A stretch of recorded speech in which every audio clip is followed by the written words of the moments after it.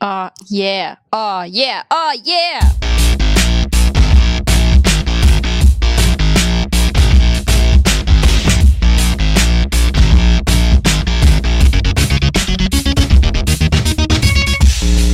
Welcome to the real world, where we like to watch movies we love in our youth and see if they're actually still any good. I'm Nick. I'm Bret. I'm Sam. And I took the blue pill. Wait, or was it the red pill? I'm Ash. I thought you guys were like protesting my intro there. That was quite a pause. Because I thought it was going to be like MTV's The Real World for a minute here. What? No. Start getting real. I just didn't know what you were doing.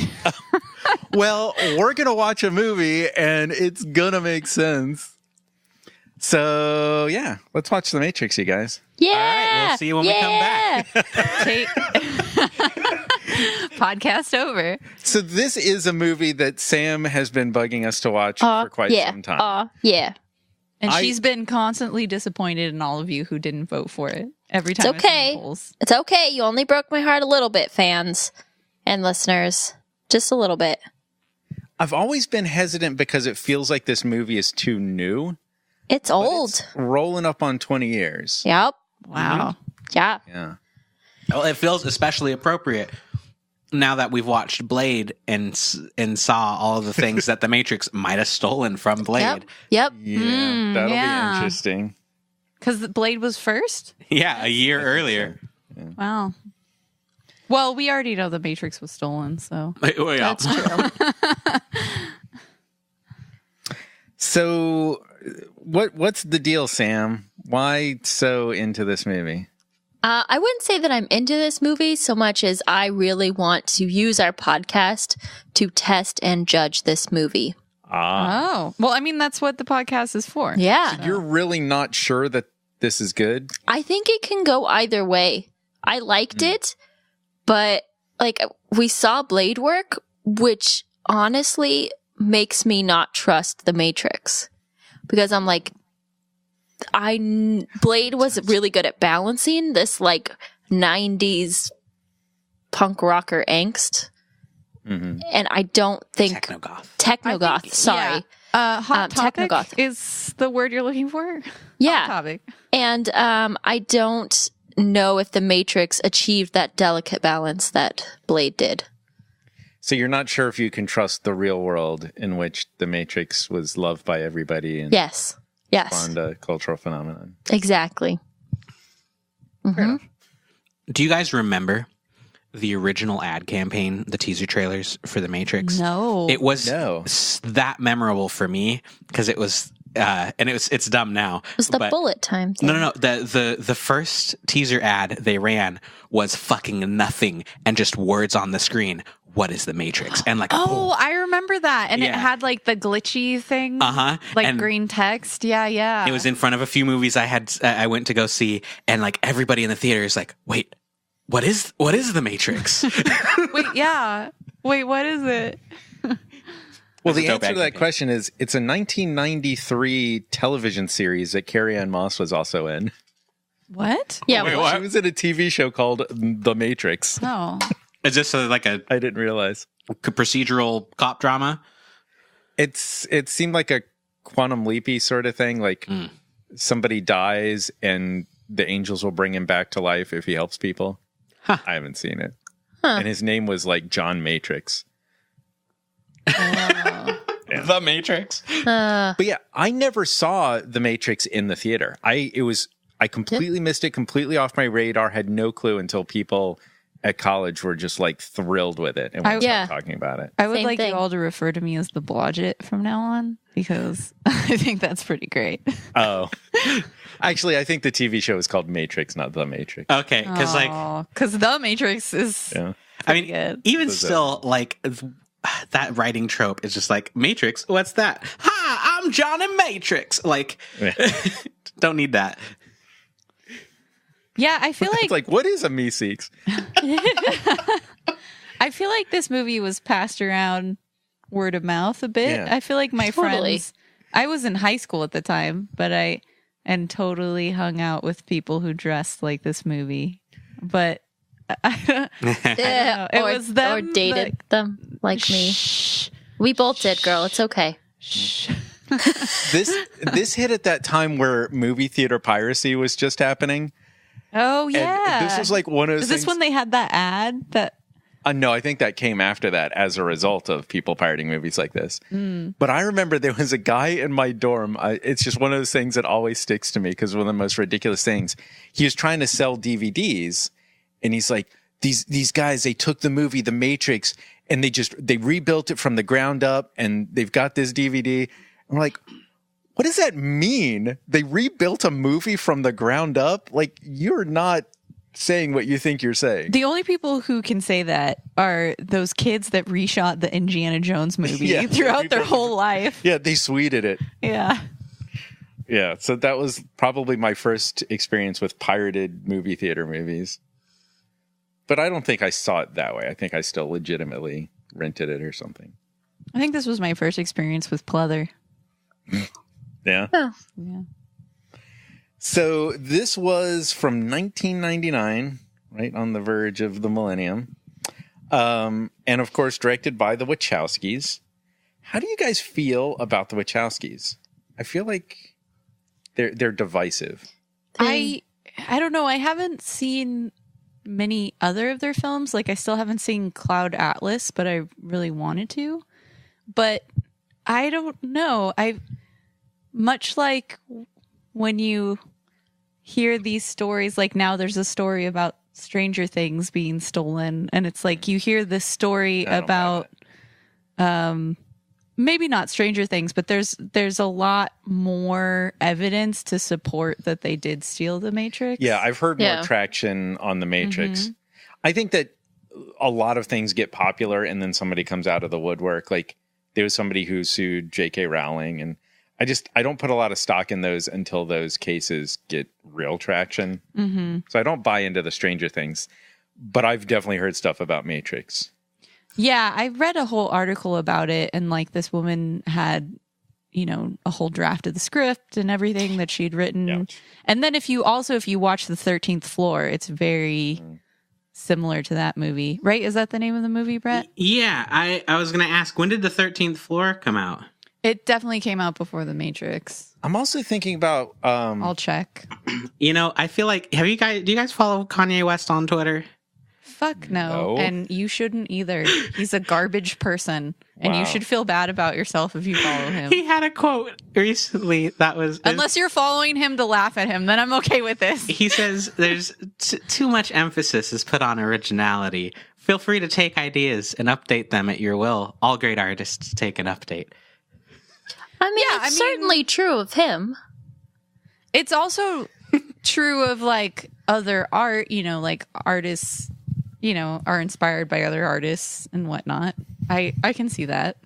And like the Wachowskis' other great masterpiece, oh shit, The 13th Floor was the same year. Speed Racer. Sorry. Fuck yeah, Speed Racer.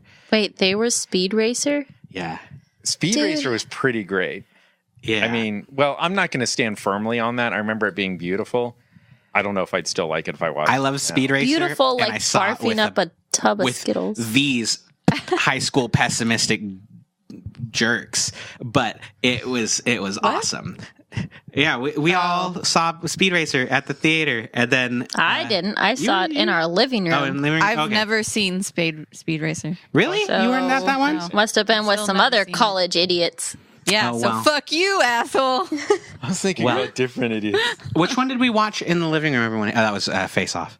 Everyone did Face Off. Oh, that's the one where he takes his face off. I really want to see that one. I haven't seen that one either. Have you guys seen Sense8? No. Yeah. I feel like you all missed my comment, though, that The 13th Floor was the same year as The Matrix. Oh. Just so FYI. then I guess you can't. I guess not. Yeah, I guess not. It was very similar, though. Yeah. Actually, I think The 13th Floor had a way cooler idea. Sure. And I can't really remember it much, but I do remember watching it. The spoilers? You guys, do you care? The 13th Floor was... I've seen the movie, so... Oh, okay. Yeah. I thought you said you couldn't remember Audience, do you care? Yeah. Well, audience? I can't. Audience, but go ahead. Do you care, audience? So the guy is living in a simulation, but their thing was they John Malkovich'd it, and like people would boot into the simulation and take over people like they were just digital avatars and like commit heinous crimes and then log out, and these people were stuck dealing with like, what the fuck, like I'm here with a dead body, what happened? And there's this whole like dealing with your reality as a simulation, and people were really fucked in the head. It was a good movie. Like a Black Mirror episode. Yeah. You know, the other thing though, in defense of the Wachowski brothers, is like, if they were hired to direct the film, they might not have had any fucking clue that some other lady had this. I feel like they wrote this. Oh, then maybe it is that. It always seemed like firmly their property. Totally. It did. Yeah, written by them as well. Yeah. So yeah, the Wachowskis were basically in the Matrix business from 1999 to 2005. And I think the sequels are a completely different can of worms. Like if we were doing a rewatch of all three movies, I think that would be rougher. But I think the first movie stands alone. I think that's fair. Yeah, there was that argument for a long time, which is The Matrix has no sequels.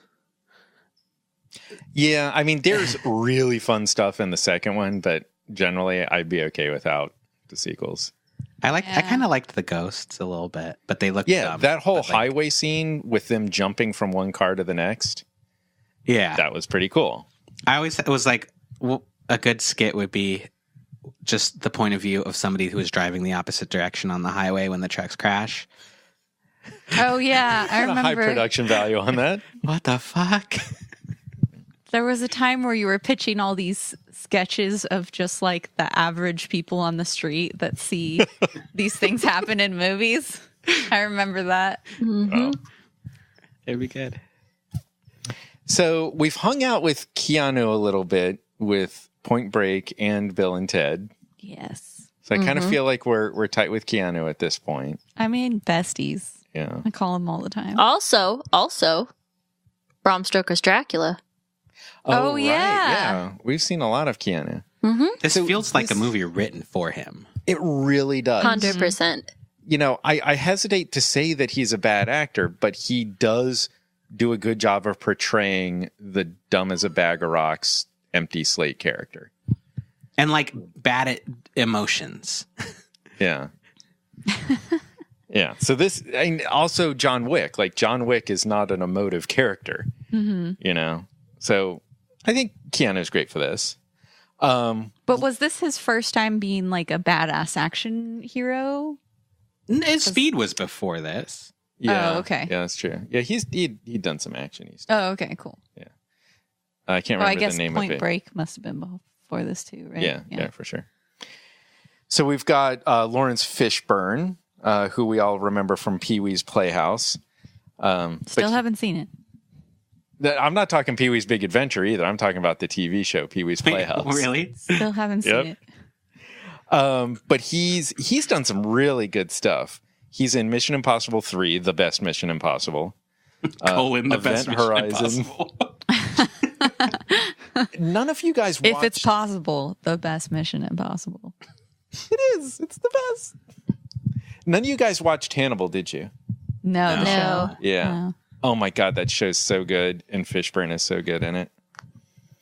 So yeah, Lawrence Fishburne, Carrie-Anne Moss, and I think Matrix was the first time any of us had seen Carrie-Anne Moss. Who is that? Trinity. Oh. Hogarth? Yeah, so now she's in the Netflix Marvel series, and she was in Memento. Actually, the year after the Matrix. Oh, yeah. She was in Memento, Red Planet, and Chocolat, all in 2000. Oh I my forgot God, about that was Red her Planet. In Chocolat. So she exploded after the Matrix. Wow, yeah. What is she doing nowadays? Oh, I guess you just Marvel said, series. didn't you? And she kills it in that. Even if you're not like into her storyline, she's doing a good job at what she's doing. She's good, but look, you guys know how much I absolutely adore Jessica Jones. Season 2 is a pile of crap. Oh, Aw, It I is liked rough. Season 2. Really? Have you finished it? 'Cause Yeah. I'm only halfway through. That's what makes it good. Is it ends. So wow. What? That's not a very... But you'll get there eventually. I liked how it ended, and it's a good... The way you said that made it sound like... Very different. No, because I stopped watching it for a bit, and it gets slow, and then it picks up. It could be reverse Luke Cage, because the first half of Luke Cage was awesome, and then the second half was rough. Agreed. So maybe... Yeah, it's a bummer, because I love Jessica Jones, and they've just, chosen willfully boring things to do this season. I think... Well, I don't want to give you any spoilers. Yeah. I think this movie also introduced us to Hugo Weaving, and it was a few years where it was Matrix and Lord of the Rings were all that guy did. Oh, yeah. Which guy is that Elrond. guy? He's Agent Smith and okay. Elrond, King of the Elves. Which I just can't, because of the Matrix, it doesn't matter what role he plays. He's just... Mr. Frodo. Yeah. Doesn't find much else. He's the voice of Megatron in the Transformers movies. Oh, really? And that works, Mm-hmm. Doesn't he do a lot of voiceover acting? I think he does enough. Did any of you guys see Hacksaw What is Ridge? enough for you? No. That looked cool. Was it good? I never saw it. Oh. So that's the other significant thing that people might know him from. But yeah, I never saw it. And then Joey Pantoliano, who some of us recognize immediately, some of us will recognize when we see his face. He was one of the sons of the evil lady in the Goonies. He was in Memento as well. Oh. He was the So Chris Nolan just harvested some people from this movie. It's kind of hard to say what Joey Pants did in Memento without ruining Memento. Yeah.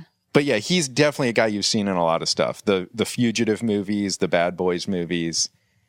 So We gotta watch A Fugitive. I really like The Fugitive. I would not mind checking that out. So I think a pretty good cast here. And I assume we've all seen this movie. Yes. Yeah. Meaning everybody... You would have had to have lived under a rock in the 90s to not have seen this movie. Everybody listening to the show, everybody living or breathing. Hey, if you haven't seen this movie, tweet at us your reaction to this movie, because I want to know what somebody who didn't see this in 1999 thinks of this movie. Yeah, fresh eyes on this would be very interesting. Yeah, or send us post a message on our Facebook group. It's Post a message on our Facebook group. It's Let's Rewatch Podcast. It's a closed group, but if you haven't seen this movie, tell me about your life. Wow. How did you get here? They're probably under the age of 18. That's maybe. Yeah. Yeah. Because there were people born after this movie came out that can vote now. Get in the way. There were people born after this movie, period. Yes.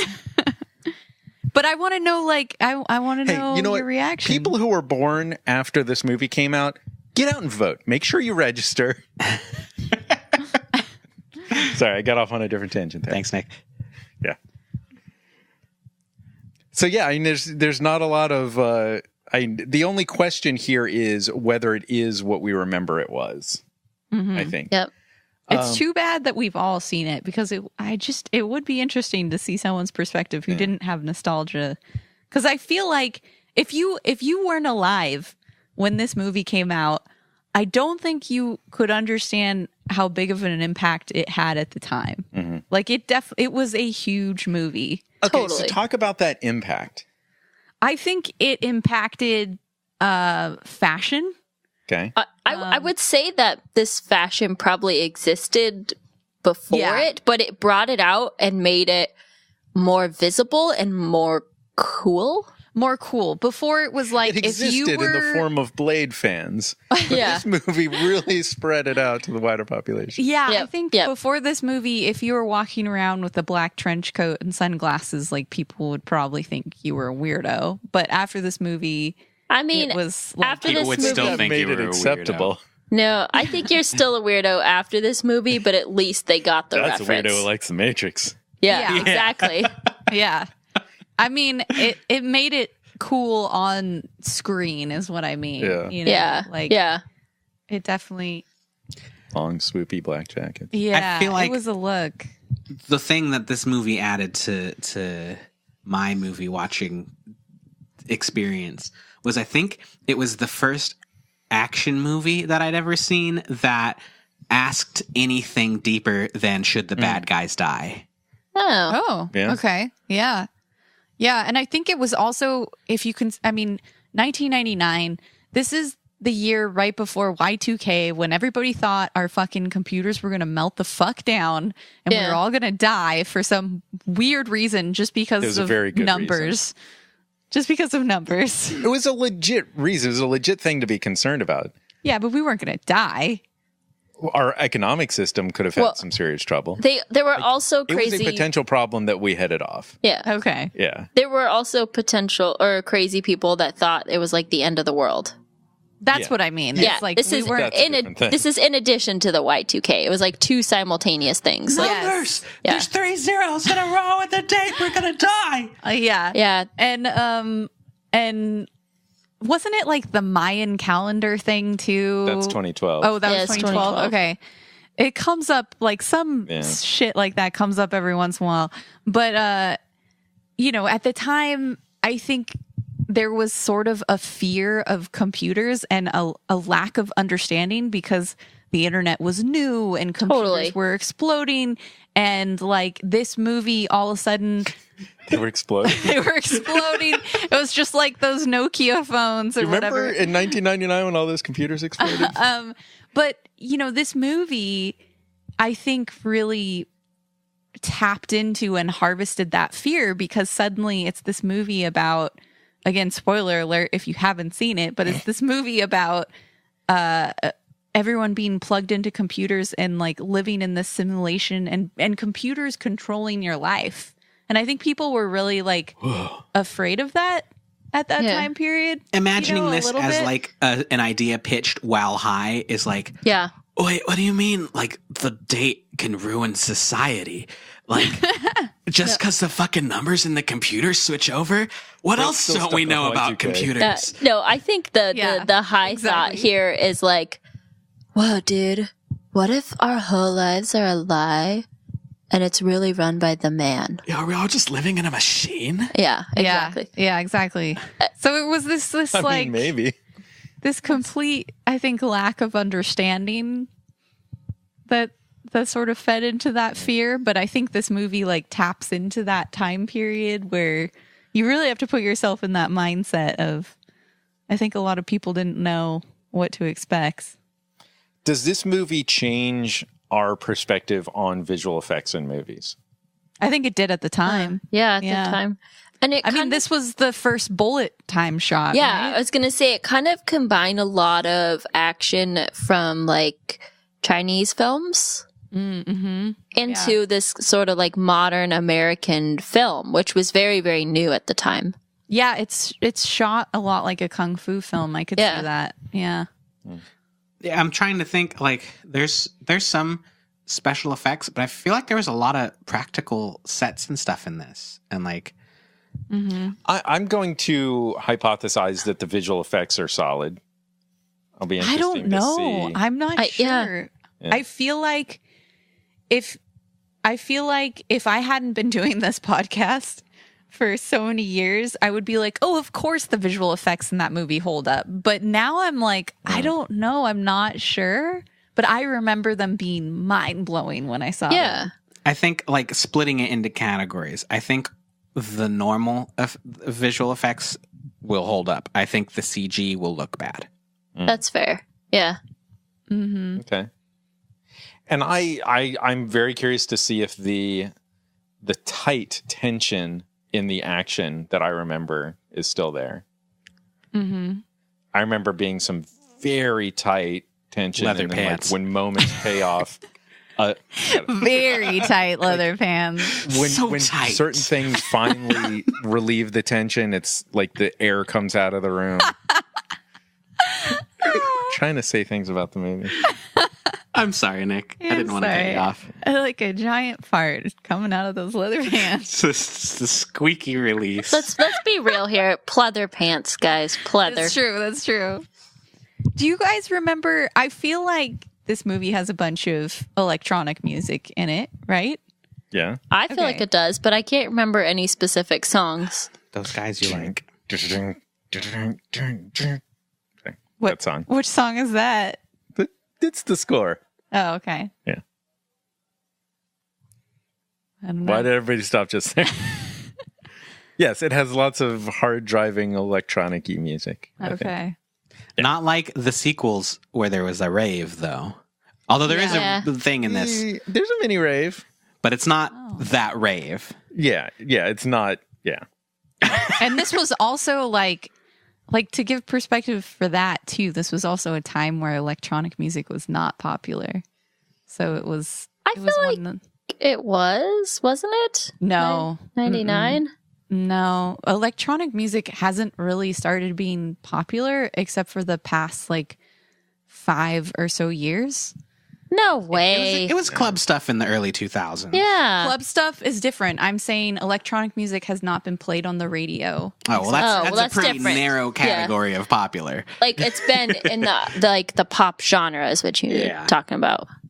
Nationally broadcast, I guess. Yeah, I mean, there were definitely people who liked electronic music. I'm not saying there weren't. There weren't soccer moms. It wasn't. It's not. Yeah, it's not like it is today where you can walk into a clothing store and hear an electronic song, or it's not like it is today where everyone knows who Deadmau5 and Skrillex is. Back in the 90s, you didn't know any DJs. I'm sorry, did you say Skrillex? Yeah. He's the animal form. No, this is what you use in your garden when you have pests. Yeah, Skrillex. Can we get one of them? How do you say it? What is that? Stop laughing, Brad. I mean, it's a stupid word anyway, but that's awesome. Squirrelegs? There's no R. Or no, there's the R's on the other side. Just in a different place. Skrillex. Skrill. Like the George Foreman grill, but with the SK. I thought there was just a rodent theme going on. Deadmau5, Squirrelex. Wow. That's you guys. So, Sam's dying. Expectations, Bret. Is it gonna be any good? On the music end, I don't know what movies this does anyone's bitch get smacked up in this? That's what I feel like, no. but I don't know. Yeah, I feel like that song's in here. No, I feel like there's Prodigy. a super derivative version of that in this, though, for sure. Yeah, there's another movie that really features Prodigy, and I can't think of what it is. I think that derivative song is in the cool hotel lobby fight or whatever that thing. I think that's the song I'm thinking of. Anyway, I'm looking forward to this. It's gonna be cool. I'm looking forward to this. Sam's still dying. Can we make T-shirts that say Skrillex on I'm gonna fucking do it, man. Brett broke me. If he hadn't laughed so hard, now I'm just on a crazy laughing kick, and it's 100 degrees in here. It's real hot. I've lost it, man. So tell us what you expect out of Matrix. Okay. Yeah. Or was Bret not finished? No, it's gonna be good, guys. I hope it's good. I'm worried that the dialogue is gonna suck. I think Interesting.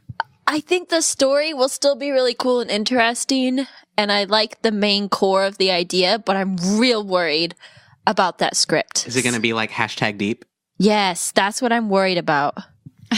You know what? I'm going to go out on a limb here. I'm going to say you're wrong. I think I hope I'm wrong. Going to hold fast. I want to be wrong. I'm expecting everything in this movie to work. Dude, I know kung fu. Okay. You think that's going to hold? I think that is a solid line of dialogue for what happens in that That scene. is what I would say if suddenly I knew kung fu. Yeah, being, not a particularly deep character blown away by the fact that they can upload skills into your brain. I think that is a reasonable line of dialogue. All right. And I think that there's another 2 hours worth of the movie wrapped around that where the dialogue is just fine. Keep unwrapping my joke. It's just a joke. Okay. Is he surprised that he can learn kung fu that way, or is he just blown away by the upload speeds? Because if he's blown away by the upload speeds, I'm okay with it. Then I'm okay with it. Well, then he would have said, wow, I know Kung Fu. I would have expected it to take longer for me to get that knowledge. They just cut away from that. He's got like a whole monologue about it. He goes into like all the different styles and forms he's learned. What if it was, I know Tai Chi, like... Just slow. Can you give me something more useful in a conflict? Yeah. So, Ash, what do you expect? Man, I don't know. I think I have high hopes, especially after watching Blade recently, because I'm like totally on board for lack of a better way of saying it, a cheesy 90s movie. Like a very awesome. techno goth 90s movie. But I'm worried that it's going to feel dated in the CG and perhaps in the I don't know. I don't remember the dialogue being bad. So I'm not arguing that point. But I feel like maybe it'll just feel like dated in the sense that maybe we've seen this story played out so much. I'm not really sure. Is every movie made in the 90s a cheesy 90s movie? So here's Then what's interesting. I would say this is one of the best movies of the era. I think it's going to hold solid and not be cheesy at all. But cheesy in the sense that like Jurassic Park works because it doesn't necessarily feel 90s. This movie is going to feel very 90s. But because here's of the fashion and the music. It feels more 2000s to me. Like when I think of Matrix, I don't think of 90s. I think of like 2000. Yeah, I think, there was that bleed through at the end of the 90s to the early 2000s of those fashion trends. That's probably the best segue we're going to get to. Let's watch The Matrix. Yeah. And see if Ash is wrong or if I'm right. Well, I didn't say if it was good or bad. I said I'm on the fence. Okay. Damn, really He's gonna throwing hold it down against the you. gauntlets with me today. It feels like you said it's going to be cheesy, and I don't think... Like, I think it's going to have the cheesy parts of... Like, Blade had the cheesy parts of the 2000s and 90s, but I still thought it was great, Okay. You know what I mean? Like the haircuts and the glasses and the pleather, like those aren't great, but they might work really great in this. But like if you saw someone walking down the street with that today, you'd be I like, would cross "Ooh." the street. Yeah. You know what I mean?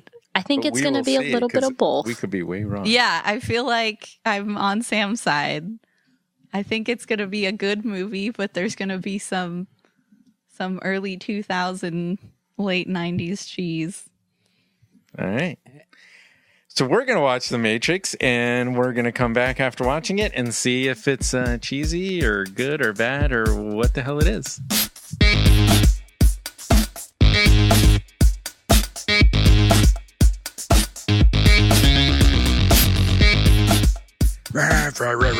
Dracula. Oh, I thought it was a jaguar. That would make more sense. Do you know what the Dragula is? No. It's a thing.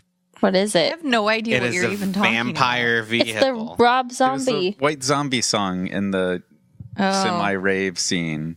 Oh. Dragula is it's the Munsters car, Oh. the Dragula. That's But Bret, you were right, because it wasn't Smack My Bitch, but it was a Prodigy song after Dragula. So it was definitely Prodigy. I knew it. Mm-hmm. Yeah. because you're a prodigy. You are the one. You're the chosen one. So I guess we should address the elephant in the room that this movie took a lot from the Lego movie. What? Oh my god. I get it. I get it. What do you mean, what? Dude, There's totally. a regular guy living his mundane life. Yeah. Oh, This okay. beautiful woman appears who he falls in love with immediately. Yeah. She tells him he's the one. Mm-hmm. He doesn't believe it, but over the course of the movie, he turns out to be the one to save everybody. Yeah, I guess Uh-huh. you're right. Uh-huh. I was thinking of it from the perspective of the end of the film And I was like, what? Like, they come out of the Lego world, but... Oh, yeah. I mean, they kind of do, yeah. Yeah, kind of, I guess. So... No, Oh, go ahead. Well, I think this movie is fantastic, 100%. And the unfortunate thing is that trope that shows up in several movies. Granted, he's not the one who fell in love from the get, but it's like, you're the one, and the powerful love interest has to lead him along to become the one.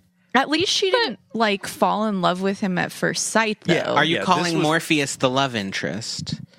I think this was the better executed version of that. And she totally resisted falling in love with him because, like, so much so he didn't even seem like he knew about it. Yeah. Well, like, he was just a little slow. He had other shit on his mind. Yeah. But why did she love him? What? I mean, I can't give you a good reason why she loved him, but like, her options were real fucking slim, guys. Yeah, I mean, there's that. But Tank was pretty charming. Yeah. Hey, she could have been a lesbian with the blonde chick. She was pretty hot, but but clearly she had a thing for the guy that died, whose name I can't remember. Dozer. Yeah. Oh, you think there was a thing? Totally. So, like, he's dead, so I love you. The older brother guy? Why do you think that? No, the blonde chick and that other guy. Oh. Yeah, I she actually was forget the other taken. guy's name. I thought you said that was... APOC. Oh, okay. I think Switch and APOC were a thing. Yeah. But I think... Oh, yeah, definitely. See? But I think she just fell in love with him because she'd been watching him forever. And like, Creepy. Yeah. I mean, I'm not saying it's a good reason. The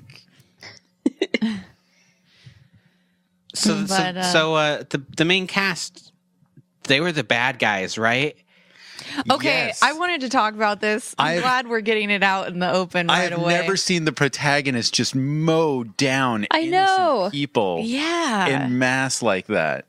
Like, I guess there's no other option, but I don't know. Is there? Well, what was the mission there? The mission was to save a guy. Yeah. The way to save a guy is to mow down 40 people. So, okay, I would disagree. The mission is not to save a guy. Okay. Their main mission throughout the whole thing, and it covers saving Morpheus, is to save humanity. Yeah. Hold on. And they're here. And so I feel like, I guess you could make that argument that from that perspective, killing 40 people to save this one guy who's going to save humanity, it outweighs. But you're also forgetting that he had all the key codes in his head that they were trying to steal. Yeah, so but it they could've literally just was fucking killed him at any saving. time. What? They could have just killed him at any time. Yeah, but they were waiting to try and get the things out of his head, and so they were going to go save him to prevent all of their codes from being taken. Yeah, but if we're gonna play Ash's game about what's the less number of people to kill, it's one. Yeah. That's true. Yeah. That's true. It's like they were ready to kill Morpheus to protect everybody, and Neo said, no, I can kill 40 people instead. All right. Just walk into the lobby of that building and just say, "We're here to save you," and kill everyone. Yeah. I know. And it's also really bothered me, that scene where they're ready to pull the plug on Morpheus. They cut to Morpheus in the Matrix tied to the chair, and he goes, and his head drops. And the first time I saw the movie, I'm like, oh, they just pulled the plug and now he's dead. Like, the way that is cut from one shot to the next, you are led to believe that they just killed him.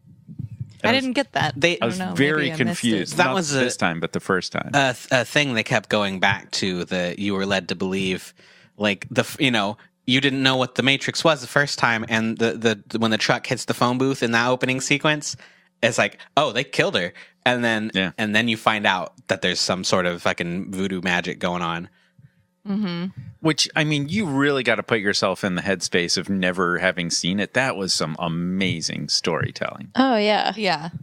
Well, the whole film is like amazing storytelling, because I don't think you can deny the Wachowski, right? Wachowskis. I don't think you can deny that they're not good filmmakers. I mean, they are. You can't deny that they're not good filmmakers. Just double negative. I mean, the transitions and the cinematography in this movie is it's still mind-blowing, in my opinion. And we recently watched Coming to America and talked about the slow pacing. Like, if you don't see a stark difference when pacing is executed perfectly to maintain the tension and momentum of the story. And the action sequence, difference. Like, visionary. So good. So good. Yeah. I mean, I don't know. I'm not going to say this is the first time that the super slow-mo was used, but I feel like, let me know what you guys think, but I feel like I remember this was the first time it was used so effectively. Yeah. Well, there's slow motion and then there's the bullet time effect, which they invented for this movie. Right. But not even the bullet time effect. There's that lobby scene where Neo's running and you're seeing pillars explode in slow-mo. Like, I don't feel like before this movie I'd ever seen action done that way before. And even more so, I think, in the foot chase in the very beginning when the agent is chasing Trinity. I thought the use of slow motion there was absolutely brilliant. Yeah. Yeah, there's a lot of good slow-mo for sure. Yeah, although I don't know, I'm probably alone on this because the shot is super iconic. Their subway fight, like, guns to the head slow-mo scene. By the time that one came around, I was actually done with the slow-mo. But up till then, I was super on board. Too much. I was just like, this one's a little goofy. But I thought, the one time I thought it was goofy was in the training dojo. Was like, it got a little silly there. And I know you felt like that, and I did not at all. Yeah. I thought it was completely true to what they'd set up in that story. it was a more lighthearted scene too. Yeah. Sure. Oh yeah, for sure. Yeah. It wasn't the whole scene. There was just, I don't remember what it was in particular, but there was fast hands never worked. The broom, broom, broom. Like lots of arms moving. Oh yeah. No. That doesn't bother me. I love it because it's software being hacked. You know, anytime something like that happens, you're hacking the software. Like when the helicopter hits the side of the building and it does that ripple through the side of the building is okay because it's software being hacked. Maybe that didn't bother me. I think maybe it's because I have martial arts experience and some of the stances that they were doing, the like, come at me, bro stances were just so cheesy and over the top.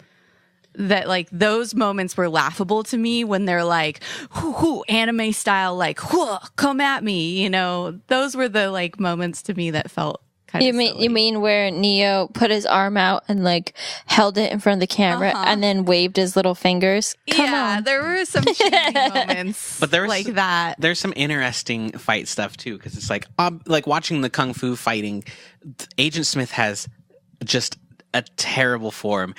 Neo throws punches and he just throws his arms wide open and like sticks his chest out and just like hit me like every single punch Neo throws. But then I'm thinking like he's a robot and like he can take these hits and he's just like getting ready to pummel Neo like with every other thing. So it's weird watching his quote unquote bad fighting, but it kind of works. Is he a robot? Because I wasn't sure. Is he a robot or is he just software? I think he's just software. I guess you could call him a bot.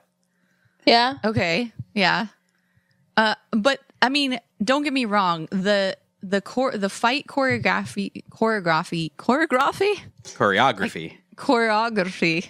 in this movie is fantastic. Oh yeah. Like I thought those subtle little moments were ridiculous, but this is some of the best choreography I've seen in movies. I mean, like, consider when we watch Blade and the sword fighting just turned into hitting a sword above your head, you know? Yeah. This movie, like, they're doing real styles and forms. Like, at one point, it did flash on the screen, like, all the different types of martial arts he was learning. And one of them was Tai Chi. And one of the positions he did was a Tai Chi position. And, you know, there's a lot of detail in that, and you could also tell like sometimes it is stunt doubles doing the martial arts, But for a large portion of it, it's the actors doing the actual fighting, which is impressive. Yeah, there was a lot of like real actor and real like practical effects stuff in this. Yeah, there was. I wasn't expecting the practical effects. The sets and the walls exploding and the lots of fun stuff with water. Yeah. What was? I have another question. What was the deal with the mirror in the beginning that like started to cover his body? You know, there's things like that are not explained explicitly, and I've always said you've got to put it in the movie. Mm-hmm. But I feel my feeling in that scene, which they don't explain, but my feeling is, what would the physical sensation of being pulled out of that system be like? And I feel like this cold shiver moving through your body would be that physical sensation. And so that was the dream interpretation of it. You know, but clearly they didn't say that. That's just how I was feeling in the moment. Yeah. I buy that. That makes sense. Because later when they had Morpheus, it looked like they were injecting him with the same thing. So I just wasn't sure. No, I don't think it was the same thing. But I thought it looked like it too. Yeah, it was silvery and metallic-y and... Right, but what they were doing was trying to weaken his mind so he would give up secrets. Yeah, they were just giving him lead poisoning. Matrix. Yeah. But like it seemed like in the scene where it was covering, you know, Neo's body, that they were like, take him out, you know, right before it completely absorbed him. I don't know. Well, they had to find his location, like his physical location in the real world. So the panic there was, if he wakes up before we find him, then that's a problem. Yeah, and like it could have just been a hallucination. They gave him some drugs, and like, you know, he was just tripping. Yeah, I mean, this creepy dude sits you down and says, if you take the blue pill, you go home. You take the red pill, you find out the truth. My answer is, I'm not taking your pills. You know, I'm going with option C, which is not take pills from this weird, creepy guy in an abandoned building. How about we just have a conversation? So, yeah, it doesn't really apply as much to the rest of the film, but I want to know what you guys think about that whole pill scene in the context of the Wachowski's transitioning thing, and like Morpheus's whole speech in that scene seemed like it was actually about that, and like it reframes the plot of the whole movie as like finding your real self. And I want to look up his actual monologue, because he had a line in there about that was like really on the nose about it. If it was like, you know, looking at it through the lens of today, and he even has like a, do you know what I'm talking about? And it's like, I think you know what you're talking about, but I don't know. Anyway. I don't know. I mean, it's hard to say how much of their, you know, personal feelings they put into that, but I feel like whatever was said in that scene was absolutely true to the story that was the core story of the movie. You know, whether there's an analogy to the Wachowskis' real life, I don't know.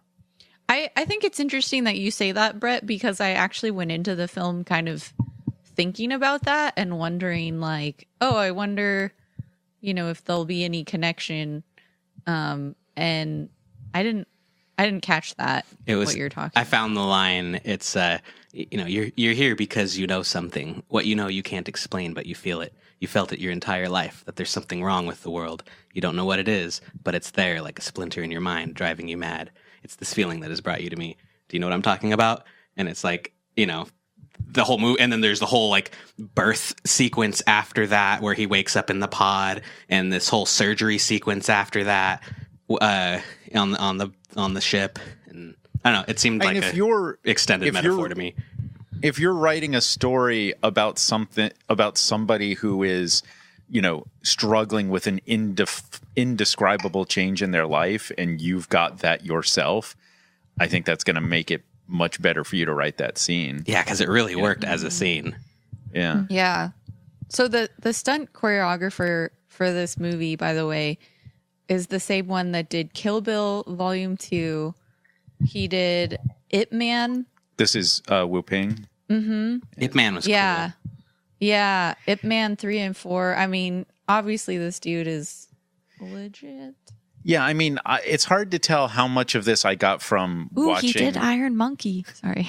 It's hard to tell how much of this I got from watching the DVD extras so much, or was this real thing? But I kind of felt like Wu Ping became a celebrity around that time. Yeah, because it looks like a lot of his credits were Chinese kung fu films, and then it looks like he did Kill Bill, Kung Fu Hustle, and then so Kill Bill was kind of his first American film, it looks like, and then this wasn't before Kill Bill. Wait, this must have been before Kill Bill. Where is it? I thought Kill Bill was like 2002. Yeah, it's weird. I'm not even seeing The Matrix. Yeah, I don't I think feel that's like they chronological. imported him for Matrix. What? I feel like they imported him for Matrix. Yeah, that's basically what I'm getting at. Is it looks like so in 1996 he did Iron Monkey 2, so he was still doing Chinese films, so they definitely brought him in, and you can tell, it makes the difference because he's somebody who really understands all those martial art forms. Also, the cinematographer from this movie is the same one. It's Billy Pope. He shot Baby Driver as well. Pope. Oh, Sorry, not Billy. Sorry, Bill. I was just going to say the cinematography was amazing. Yeah. I was surprised at how much it felt like a comic book movie, especially in the beginning. And like the soundtrack felt very superhero-y. Yeah. And then the I could see beginning that. like reminded me a lot of like DC Batman. Yeah, a lot of the angles and like the segmented like screen sections, and There's also a lot of camera movement that I don't feel like we saw a lot before, and you get that a lot in the not kung fu movies. Sorry, you get that a lot in the Marvel movies. Like the superhero movies because they're flying around and doing fantastic things. But this did it better than any Marvel movie. Like they move the camera with a purpose, to tell the story. I feel like sometimes Marvel just moves the camera because they can. Like we got to show every character in this movie, but it didn't feel that way in Matrix. Like my favorite one example of that is he goes into the Matrix and it cuts to him opening his eyes in the Matrix, and he was laying down and upside down. So the camera cuts to him. We think he's still laying down and upside down, but it turns and widens out, and then we see he's standing and upright in the Matrix. And that was just so, like, they do these things that disorient your perspective with the camera that you just don't see very often, I think. totally. Yeah, even the phone coming out of the FedEx envelope, ringing, he snaps it open and turns to it. Just movements that are really motivated by angle changes and camera movement. Yeah. and really, really chunky sound design. That phone snapped open. It's like, Oh, yeah. But it's sound designed to emphasize the story. Yeah. Like one of the parts where I was kind of surprised it didn't have a bigger sound effect was when Neo stopped all the bullets and then they fell, but they were like a light little sound. I was like, I wonder why they made that choice. Because if it had been any other movie, it would have been like the slow motion, like cuckoo, cuckoo, cuckoo. Oh, yeah. They would have done it in like slow mo and like. Yeah. But I thought it kept the focus on him and like his story point. There was this great picture I saw online, and it was, when all of the sexual harassment news had really exploded. There's a picture of Keanu Reeves with two women, and his arms are extended behind them like he was putting his arms around them, but he wasn't actually touching them. And the caption said, "You're saying I can dodge bullets?" No. Which I thought was pretty brilliant. Oh, boy. No. Wow. But, you're on the subject of the sound design. One scene where I really loved the sound design was very early on when he's called into his boss's office and there's these window washers and it's such an awkward tension moment. They were the tea kettle in the room. Yes, driving exactly. And we've got these awkward window wiping noises and it was so brilliant. Like you just can't deny that these filmmakers are talented, I think. Totally. This movie, and what a great setup, too. Like, because it comes back later with the scaffolding. It makes me really want to see Cloud Atlas. I tried to read the book, and it was so rough. Oh, really? But I want to check out the movie. And I guess I should give Sense8 another try. You'll have to let me know how Cloud Atlas is, because the trailer undersold it to such a level for me that I did not want to see it. Yeah. I feel like I've got to give them more of a chance. Like, The Matrix, this movie was so good.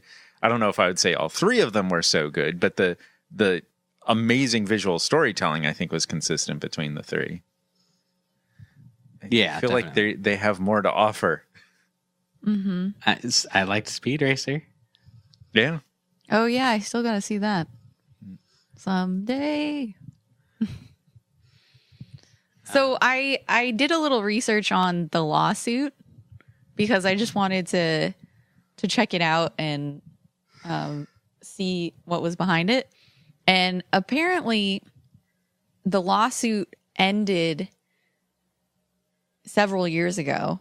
Like the court case was over, I guess, in 2005 is what I kind of found. Oh, well, that's a long time ago. It was a long time ago. And apparently the court found that the woman, her last name is Stewart, didn't really have, didn't provide any evidence that supported the claim. Yeah. So, I guess that's been widely circulated as an internet rumor since then. Well, we've got to stop talking about it then, because stop amplifying it. Yeah, I think we've definitely, quote unquote, confirmed this on 3 episodes now.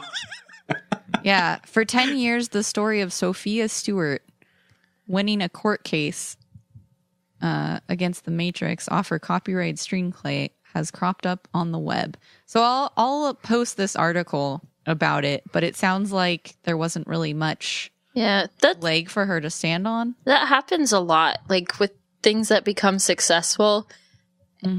It's like that episode of Silicon Valley with the patent troll. Like you go around and hope they settle. And right. Yeah, I mean, apparently there is proof that she had submitted her screenplay to them at one point. So it's not completely a farce. Yeah. But, one thing I wonder too is sometimes maybe, and I feel like comedians do this sometimes too by accident, where sometimes maybe you steal parts of other people's things by accident because they told it to you maybe at a party and you forgot about it, and then later you thought you came up with that idea yourself. Yeah, and I feel like there is a genuine opportunity for people having nearly the same idea at roughly the same time. It happens all the time. Like my senior project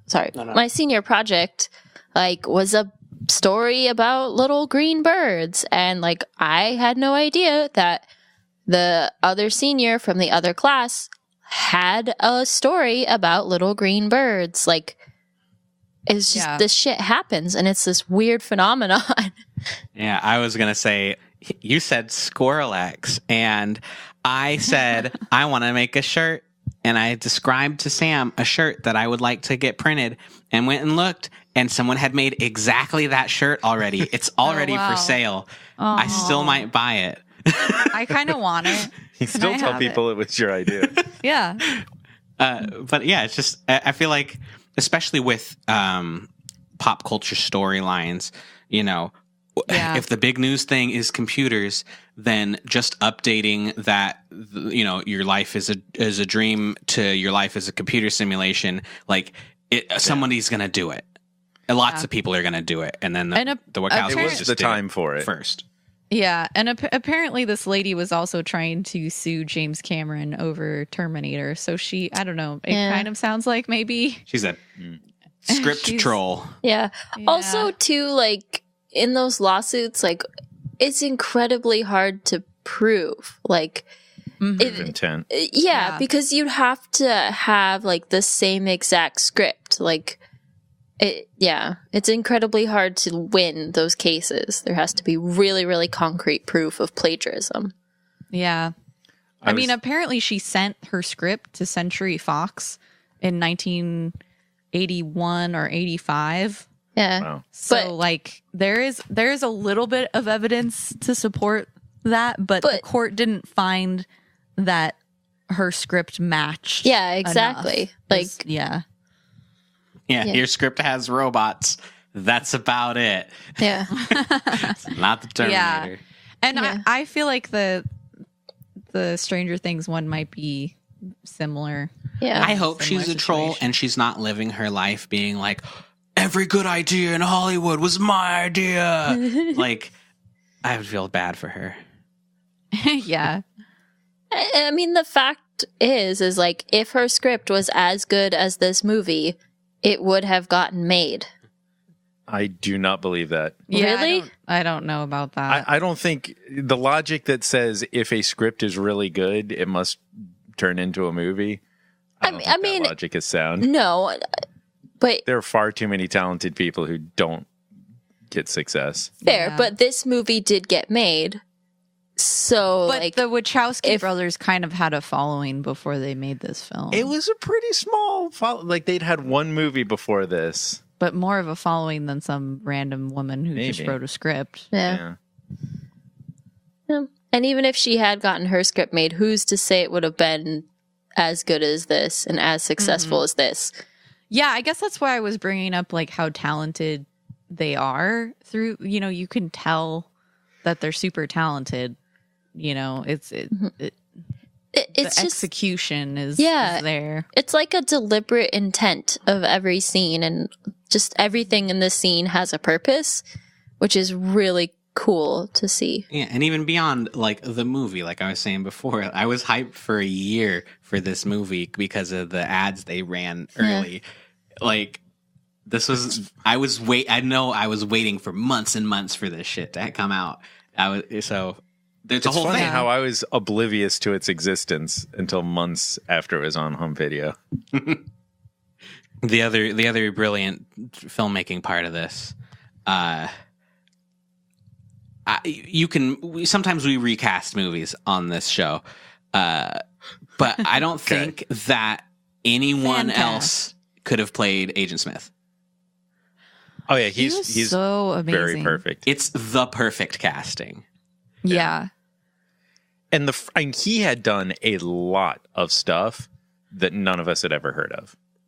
Yeah. Like, he'd been working for years, I think probably mostly in Australia, maybe in England. But, he'd been around and working a lot, but he never had any mainstream recognition until this. Mm-hmm. It's crazy. Yeah. Doesn't he look exactly like John? I see it a little bit. I don't know about exactly. Myers? Yeah. Did you get the picture? I did. We just had dinner with him last night. I don't see. Oh wow. They have a similar, show Sam the picture. It's like structure. Exactly the same. For our listeners, we're referring to John Myers, who was our previous guest. Previous guest on, was it Westworld? Yeah, I think so. Yeah. Oh, I was just assuming Bret was going to cut that out. Well, I mean, if he doesn't, he has coverage. Yeah. Yeah, but this performance in which he is just grossed out by the job that he has to do. Mm-hmm. And I know eventually he does come around to say that explicitly in the interrogation scene. And it was kind of cool when the other two agents walk in and like, what are you doing? Yeah. Yeah. But if you go back to that first interrogation scene with Neo after they first arrest him and think of that, like, he's coming out he's just so grossed out. He's sick of it. He wants to get out and go home. He doesn't want to deal with this gross thing anymore. And I think that really informs that character, and he does some real work with it. Yeah, and all the other agents are pretty one note, and they, oh my god, yeah, it's just so such a humanizing scene, weirdly, for this computer program. Would you say he has feelings? Okay, so while we're on that note, actually, I have a question, because there's a line in this where Morpheus says to Neo, "What is real?" when Neo's like questioning whether or not the Matrix is real. And I feel like this movie is kind of trying to argue that, you know, anything is real, that you can, as long as it's triggering, he said, your senses. Yeah. And so in that sense, could a robot, sentient, you know, could that be real as long as it's triggering those senses? Like, I feel like this movie is kind of making that argument. You mean emotions? Emotions, yeah. Sentient emotions. I think in the context of the movie, absolutely, Agent Smith has emotions. Whether that makes any sense in the real world, no. See, I had this thought experiment for you, Nick. If you okay, you can get parts replaced on your body, you know, a prosthetic hip, this and that. If they come up with a way to replace your nerve cells one by one, how many can you replace before you're a fucking robot that has no soul? You're describing the Tin Woodsman who cut off his arm and they replaced it with a tin arm and so on and so on. I mean, from The Wizard of Oz? Yeah. Is that how he came to be? I was like, oh my God, that's terrifying. Really? Yeah, it is kind of horrifying. Me and RJ had it. I mean, that's a difficult thing to quantify, Brett. Because eventually you'd be all machine. Yeah, there's a threshold. And I don't know. I feel like the far more interesting conversation is, you know, what you were leading into, if the computer can create a sensation of different things, what's to define what's real and what isn't, which is why Joe Pantoliano's story here is one of the best parts. He's like, put me back in the computer. Like, I don't care whether it's real or not. If it's real to me and it's not this miserable war, then cool. Just let me believe the lie for the rest of my life. Yeah. And except for killing everyone else, I think he was on the right track there. Yeah. He did a mean thing. Thanks for clarifying. He was mean Joey Pants. I mean, I totally get the feeling watching this. You know, it's a little jokey, but like, this is the real world people. Neo and Morpheus and the crew are the people who are like, why are you playing World of Warcraft? And it's like, because these are my friends. These are people. They're like, those aren't real people. You're not really communicating with them. It's like, yeah, no, we like chat and we do raids and stuff. Like, no, you're just playing a video game. Put the video game down and experience the real world. And it's like, the real world's a bummer. Yeah. Shut up, Mom. You don't know what you're talking about. It's I mean, every time they free somebody from the Matrix, they're taking a pretty huge risk that person's going to be cool with having been pulled out of the Matrix. Yeah. Morpheus it's kind of like the plot of Passengers. You can't just took their life. It's like one cannot be told what the Matrix is. Well, maybe you should try before you pull them out. And you know what? One can be told what the Matrix is in, you know, a movie, because I just saw one. Well, he didn't mean it like literally can't be told. He meant it like, I mean, if I tell you, you're not going to want to do it. Yeah. They really were the bad guys in this. I don't know. Also, I don't buy that. I feel like they've created the world's least efficient energy generating device. You know, using human bodies as a power plant just seems extraordinarily inefficient. Well, you know the thing. You watched all the special features and stuff, right? They changed that to make it worse. They did? Yeah. What? I don't follow you. The batteries thing was somebody like on the studio side made them change it to batteries because people knew what batteries were. But the real thing was that the original thing was that the people were the processing power, that the human brain was the processing and the that makes way more sense. That would have made so much more sense. That's so much more difficult to explain, and we don't get this cool shot of Morpheus holding up a battery. It's 1999, guys. People barely know what a computer is. If they were turning humans into this and it was a chip, like people would be like, huh? Yeah. That really bums me out. That makes so much more sense. Yeah. Now I have anger. It's okay, Nick. You are a robot. It's just a simulation. I'm surprised we didn't bring up the actual, like, the big plot hole thing everybody usually talks about, which was Cypher's whole meeting with Agent Smith. Who pulled him out? Oh, interesting. I can believe that he automated some shit. Yeah, maybe he automated it. There was that scene when Neo walks in on him and he's like, "Oh God, you're here," and then he just kind of casually turns off every monitor except 3. Yeah. He was clearly setting something up there. I mean, maybe he programmed himself in. Yeah, maybe. Yeah. Maybe he also just went when the rest of them were there because he clearly just didn't go along with their mission. Yeah. Like, He was in the deja vu room. Yeah, but he threw his phone away. Yeah. He goofed. Yeah, that doesn't bother me so much. I forgot that they could program like whole people. I guess that's just like a really easy explanation for that. The bigger plot hole thing that bothered me was in the beginning where they bug Neo, right? With a little tracker bug. And then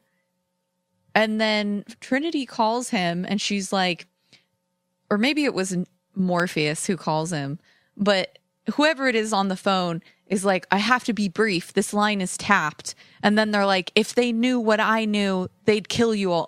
They'd kill you, because what I know is so important. They'd kill you. And Neo's like, well, what is it? And he's like, well, it's that you're the one. And I'm like, well, they fucking know now because the line is tapped. And why don't they just kill him? They didn't say that over the phone. Yes, he did. I mean, even just if they knew what I knew, they'd kill you is enough for them to... Yeah, even that is enough. Like, they should just go kill him. And then he has the bug in them, and they say over the phone, meet me at this location. Right. And again, I'm like... As fast as you can, get to this location, because they know you're going there. So just get here so we can get the bug out of you and get you off the radar. But doesn't it just seem like if they can hop into people and you just gave them a physical address, why don't they just hop into somebody at that physical address? It's probably an area where there's nobody around. Yeah. Maybe they didn't know how big a threat he was at that point. It always felt to me like, if we can move quick enough, we can get him here and get the bug out of it. There's no way to communicate him. There's no way to communicate with him until we can get him somewhere in person without the bug. So let's just move quickly. I just feel like if you have a tracking device on you, they're obviously monitoring your position at all times. And therefore, how could he even go anywhere without them knowing where he was going and be there? I mean, but they're also following him. They're computers. They're not like people that need to watch. Like, they can just reference the data whenever they need to.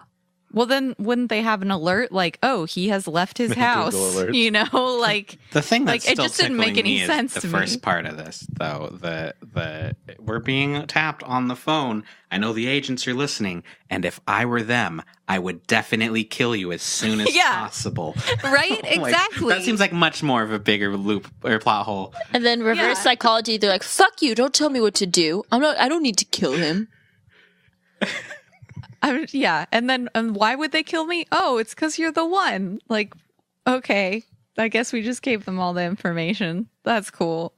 That really makes me laugh. That's good.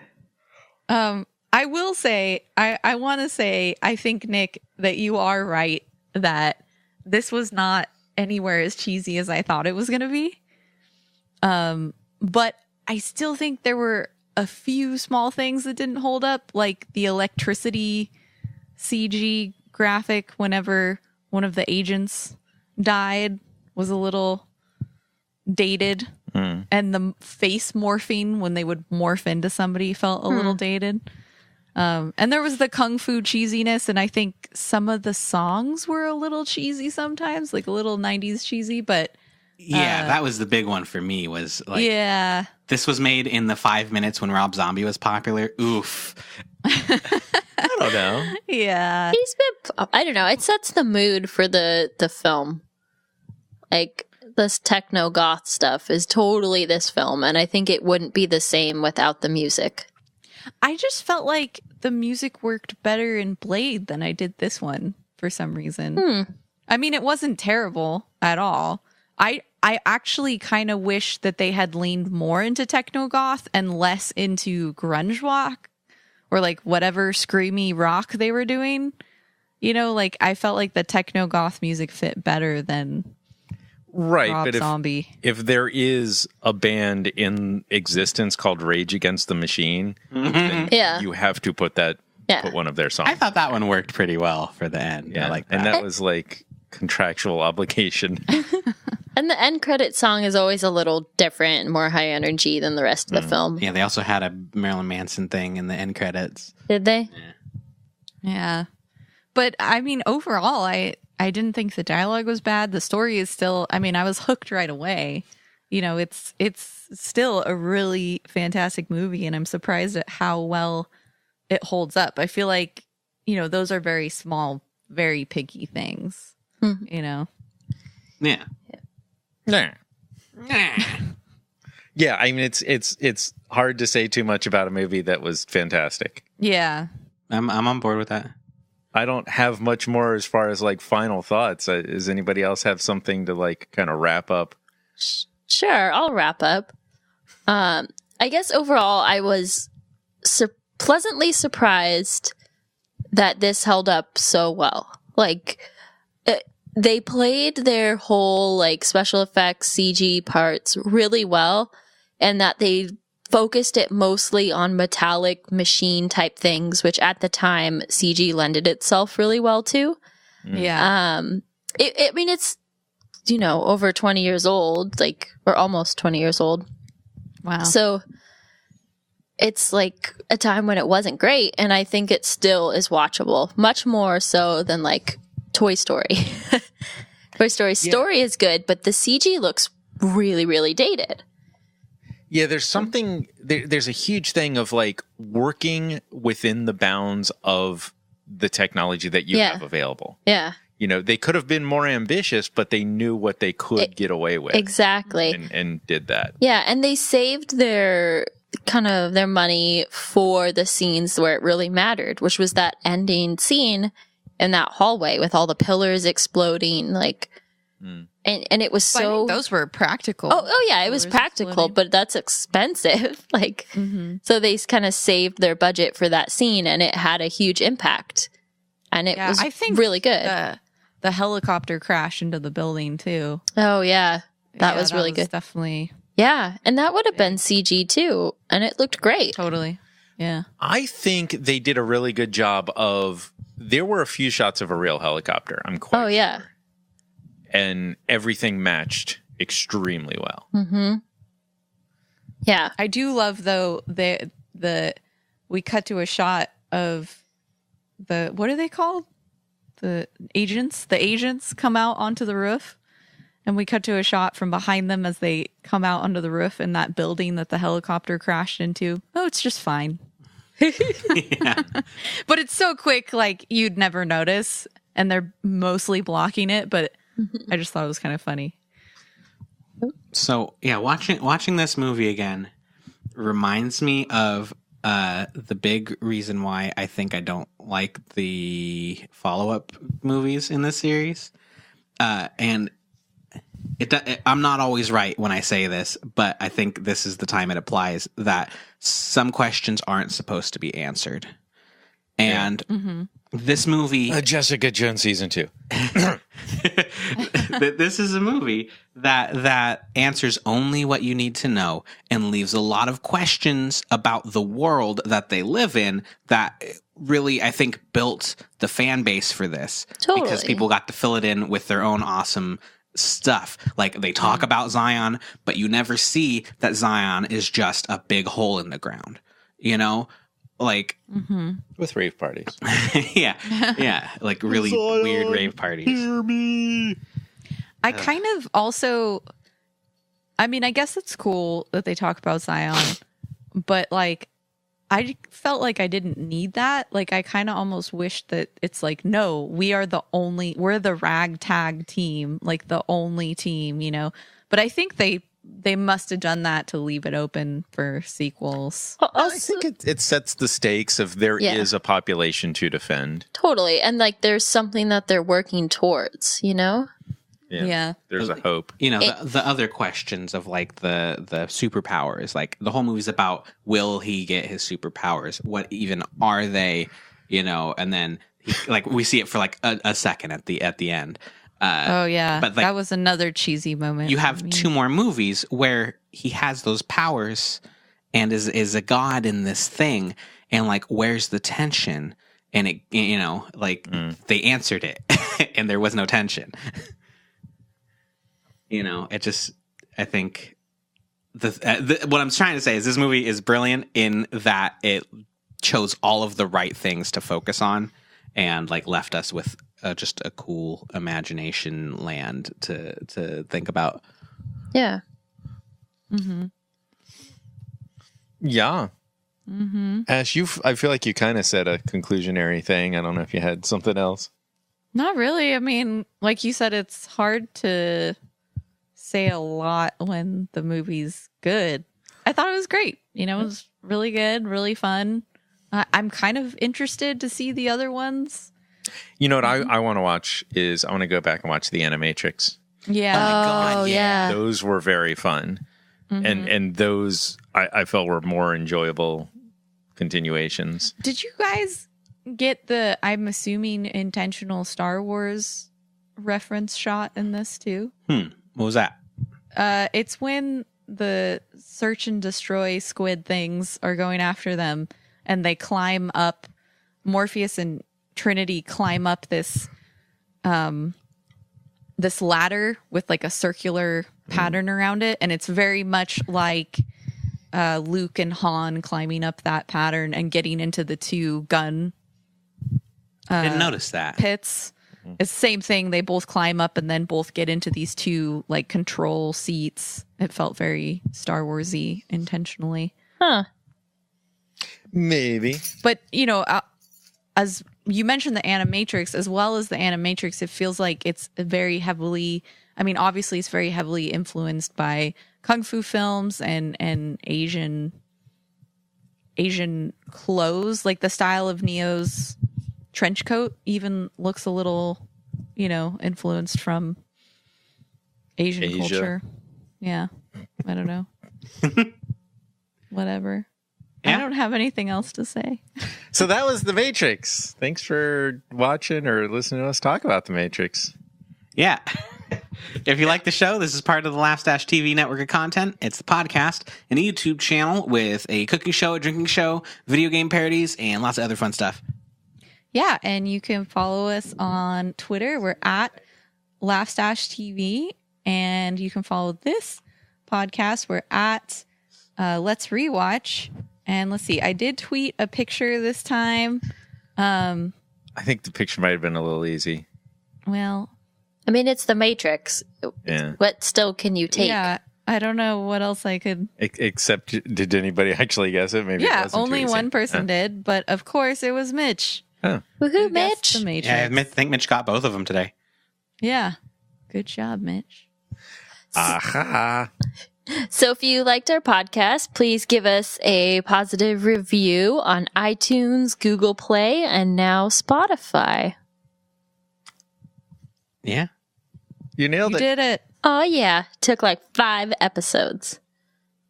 So make sure your podcast feeds are all up to date and tell your friends we'll be doing this again in another 2 weeks for more Let's Rewatch. Yeah. Next time we're going to watch Hitler Meets Christ. I mean, imagine me. Maybe.